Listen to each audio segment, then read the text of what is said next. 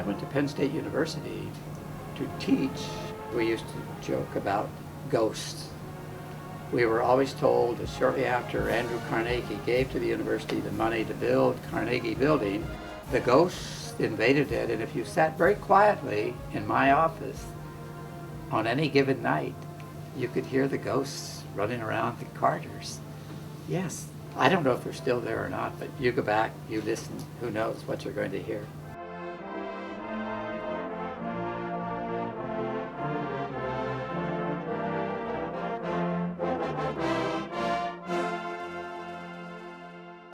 Carnegie had already been giving money nationwide for libraries. Carnegie agreed that he would fund about $100,000 as an outright grant for a library building. He actually got to oversee the architect's proposal, and he wanted very specific things in his building. The Carnegie Libraries had very traditional materials that they used in the buildings. They all look alike. If you go around the country and look at Carnegie Libraries, they have the same kind of look and feel. It's similar to what we would know now as big box stores, things like Target and Walmart.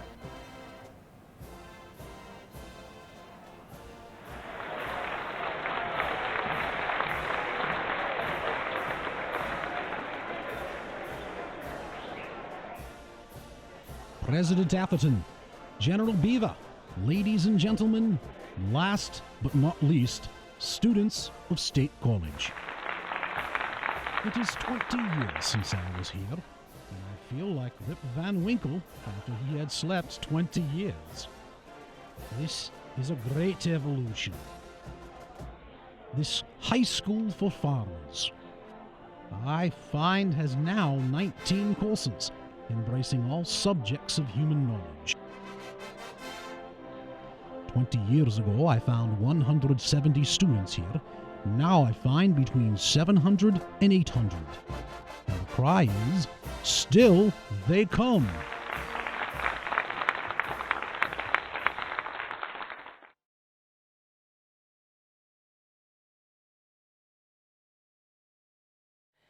Within a year of the Carnegie Library opening, rooms on the second floor were used for classes and offices and for administrative purposes.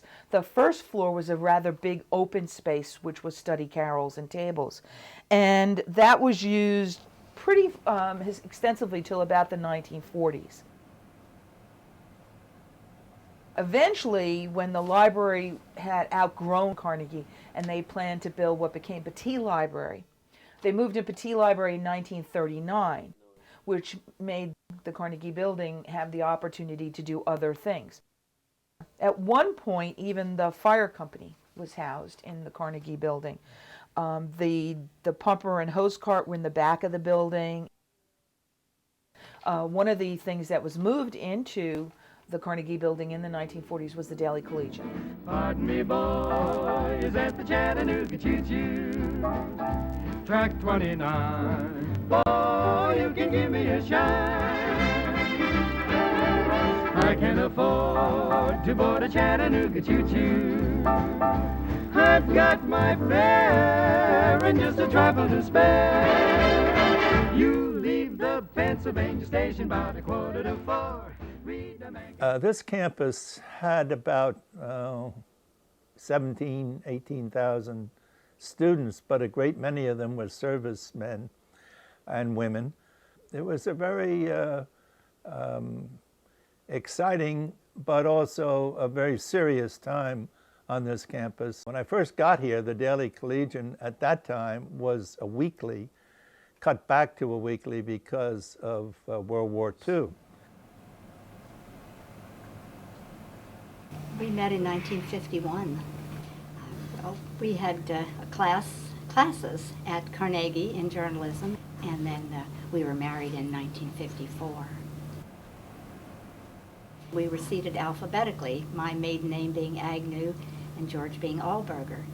And he would come into class sometimes late and want to borrow my notes because he wasn't there on time. And I thought, why can't this older student show up on time like everybody else? I don't know how I could have been an old man at 24 years old, but that's about the age I was at that time. But Betty also pulled a trick in class, which I fell for, and dropped one of her hairpins. She sat in front of me, and I reached over and picked it up and handed it to her and asked her it was hers and asked her for a date. And what I didn't know was that I was washing dishes at the infirmary. I was a pots and pans man, actually, and they would be there a lot longer when the infirmary was full of sick people. That's the reason I'd be late. I'd be late, and I thought, aha, somebody who washes dishes, that can't be all bad. So, and I've been doing it ever since. Well, I'm sorry to hear that. When the newsroom was located in the central part of the first floor of Carnegie, the newspaper's copy editors would occasionally conduct impromptu late-night chair races after the paper was put to bed. The chief obstacle in the races were the huge aluminum ashtrays bolted to the walls of the hallway. The winner, whoever was left standing, or rolling, as it were. I had Gene Goodwin for news editing class. He threatened to knock on our doors and drag us out of our beds if we dared sleep in on lab day. I came here in 1957 as director of the School of Journalism and professor of journalism off the Washington Star, where I'd been a reporter and a columnist and sometimes desk editor. The School of Journalism occupied a corner of the first floor only. We shared 17 typewriters. 17 exactly, I know, because I screwed them on the desk myself on Saturday before classes opened on Monday. Downstairs we had the Daily Collegian, which had about half the first floor. The other half was the Army ROTC, believe it or not. Talk about incompatible units. The rest of the building was music department.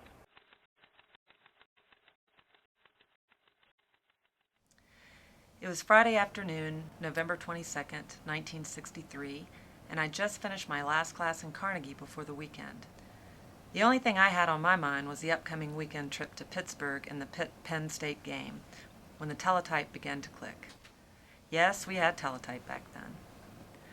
President John F. Kennedy had been shot in Dallas and feared dead, the message said. Horrified, I left the classroom, heading downstairs, when I met a fellow journalism student coming up and told him the news. He didn't believe me. The Penn State campus went into mourning. The game and other weekend activities were canceled. Penn Staters and the rest of the nation sat glued to the TV news for the next several days, saddened by what we were seeing and dreading what the future would hold. What it held for many was a trip to Vietnam. It's a very tough time for us. There were students were beginning to picket classes, and after the Kent State assassination, I call it, after that shooting by the National Guard's people, things were very tough here. We actually closed 3 weeks early because the students were in turmoil, and that would have been, what year was that, 69, 70? The first required journalism course was a doozy, Journalism 213.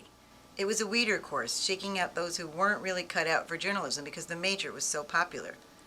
After All the President's Men came out, everyone and his grandmother wanted to be a journalist. We met in a big classroom on the second floor in the very front of Carnegie. There was a big window facing in front of the building just outside the classroom. It had a ledge against it. The joke was that Journalism 213 students often wanted to jump out that window after class to put themselves out of their misery. I attended my job interview in Bob Richards' office in January of 2002. It was the first time I had set foot in Carnegie in 12 years. The renovation was amazingly well done, and the building still had that fabulous feeling.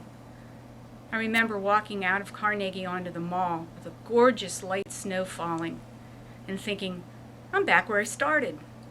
As an ad major and collegiate staffer, I guess I spent about 30 or 40 hours a week in Carnegie.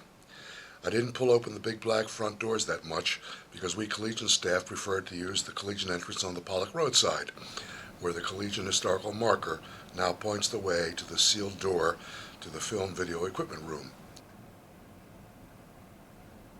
When the College of Communications started in 1986, we were just a small fraction of the size that we are now. Carnegie's library / collegiate office has disappeared. In its place is the Carnegie Cinema, which is an auditorium that gets heavy use all year. And it looks so unlike what used to be there that nobody even hears the ghostly ding, ding, ding of the wire machine hanging in the air anymore. Well, John is special. And he came from the right part of the world, the Middle West. All good people come from the Middle West. You got to get used to that fact. And he was an interesting young man right from the beginning. The old Carnegie Building was pretty badly run down, and it was not very efficient use of space. The paint was peeling off the wall, and there weren't any screens on the window. There was no air conditioning. And as a result of that, we'd have to open our windows during the summer and no screens, and the squirrels would invade us and steal our lunches and run around the hallways. So it was pretty run down and pretty rough shape, but it had some real character to it. The old building was tastefully tacky. The basement is where I stayed. And the film majors just stay down there. That's their home. This is my first time back in this building since I graduated. And I walked into the basement and I could smell that smell. And I just knew that I was back in Carnegie. And I used to sleep in this building all the time. I slept better here than I did at home sometimes. I mean, this was my home.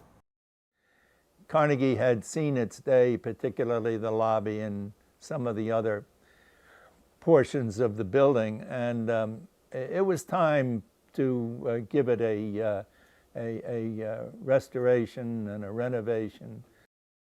It's a beautiful entrance to the college, and the first thing you see when you walk in the door of Carnegie Building, the old Carnegie Library, is the First Amendment of the Constitution on the wall. It's our mission statement, our organizing statement, and so it's a very welcoming experience when you enter Carnegie Building these days. As the program here grows in importance, it's only right that the building where it is housed should grow in its appeal and its attractiveness. Well, President Jordan had a great idea of taking all the scattered components of communication around the university and bringing them together under one roof. Well, in the same way that the past is mostly about the people and not so much about the structure, the future of Carnegie Building, I think, is going to be even better. Yes, they'll be remodeling. Yes, the physical structure will change in certain ways, but the future of Carnegie Building is like the past. It's the people.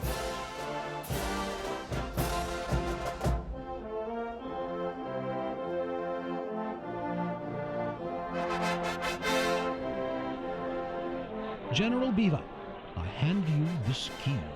Take it, sir, from one who loves Pennsylvania, who loves State College, who loves the people of the United States, and who would serve them as well.